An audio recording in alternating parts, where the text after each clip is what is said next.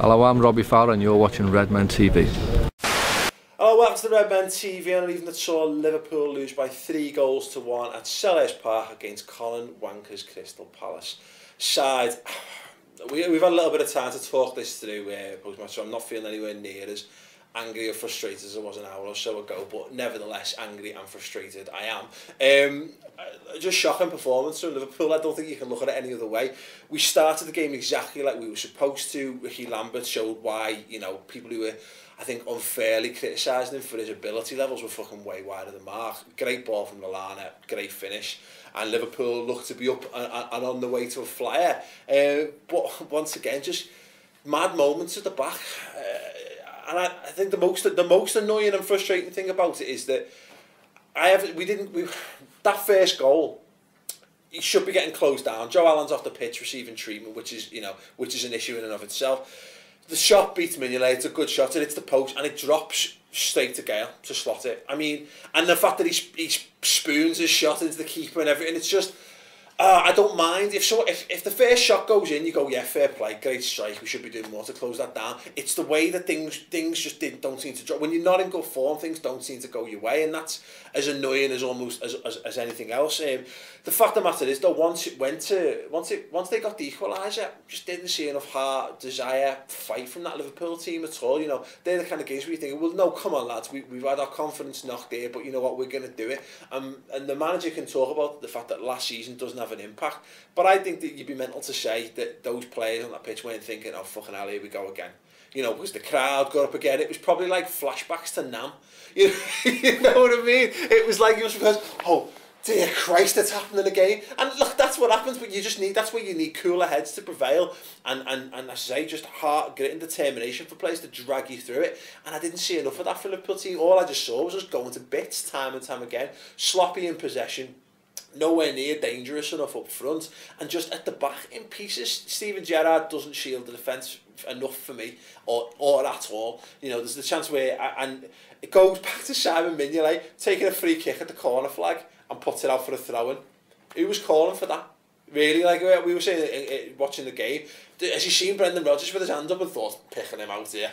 Look at this for distribution, Brendan, right on your noggin. And he did, but it fucking giving the ball away. But the simple fact is, we should have got reset. It shouldn't have led to anything dangerous. But players at 6s and 7s, Steven Gerrard doesn't see the run coming, and he's not tracking. He's not offering enough for me, enough shielding of the back four consistently this season. And people can say what they want about Steven Gerrard. And look, and we were talking about this. We had Graham Kelly saying the greatest player to ever play for Liverpool. I want him to be fucking brilliant for Liverpool. I want him to be amazing.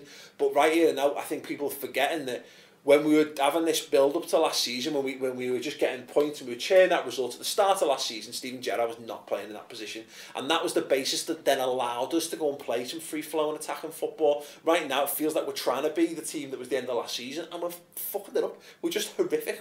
We're doing just a shocking impression of the team that we were, and that needs to be addressed. And I think we just need more players willing to die for the shirt. And that last 5-10 minutes, that should have been backs to the wall stuff. You know, we should have been pinning them back, just, you know, bombarding them constantly, just throwing ourselves into tackles, being in their faces, and we just didn't do that. We didn't do that at all throughout that game, and that's the most disappointing thing, because as a fan, you just know.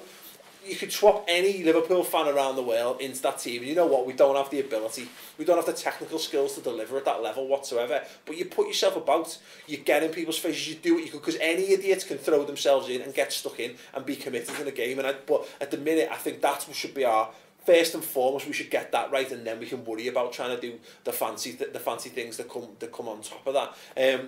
Let us know your thoughts. Did anyone stand out for you in that game in a positive sense? Because I'm not entirely certain they did. I want to go to some of the Twitter comments at Fidel Castro something or other. Fidel _ Castro, move Stevie G out of the DM slot and let him play 10. Yeah, but in rotation with players, with the players, bring him on for 20 minutes. Why not? At LFC critical, 6 defeats in 12. Writings on the wall. The sad times are back again. Yeah. And you've got a lot. He's got a lot of comments, to be honest. In fact, I put on Twitter, see what you want about the manager. Some of these players are a fucking embarrassment. And so don't be deluded, Paul. You know Rodgers fucked up in the transfer market in the summer. I think that's relevant. I think that's all relative, to be perfectly honest. I think there's a case to be made. Yeah, we need, what we're lacking most desperately is a goal scorer and centre forward, because the one we've got injured, and we haven't replaced Suarez, if that was even possible. Mario Balotelli's not doing enough. Rickie Lambert's done. You know, he's got his goal today. It's up to the rest of the team to keep the fucking goals out, and we go away with the 1-0 win there. Simple as. I think we've got a decent squad. I can't be overly critical of the decisions made in the summer. Look, Dejan Lovren's not performing, absolutely. I think Emre Can looks a decent buy. We showed a little bit of Markovic in the Burnabout to suggest he's gonna be all right. Moreno looks a decent buy. It's not been a sensational transfer window, but as far as having squad options, I think we're fine. I can't overly argue with what we've done. It's just that we don't have those goals up front, and whether that's a problem, maybe is that Rodgers' fault for going with Balotelli? Is it Rodgers' fault for not getting enough out of Balotelli? That's a different argument, and if that, yeah, and I can see a case either way for that, to be perfectly honest. But what's fucking winding me up, and we've actually done a bit of a special show on it, which we'll put out as well, is this fucking Rodgers out bullshit. Fucking calm down, like, you know what I mean? Don't be. It's championship and fair weather fan mentality. Bidding your manager off in November, and it winds me up more than anything that I have to even address it on this show, because I shouldn't have to. But there's so many fucking biffs out there who are just losing the cool and losing their heads, and instead of being in for the long ride, which you should be as a Liverpool fan, they're jumping on these bandwagons that all these piss poor fucking clubs do, left, right and centre. Oh, let's sack our manager because we're not in great form. No, he's a young manager. We're supposed to have bought into what he's meant to be doing with Liverpool Football Club.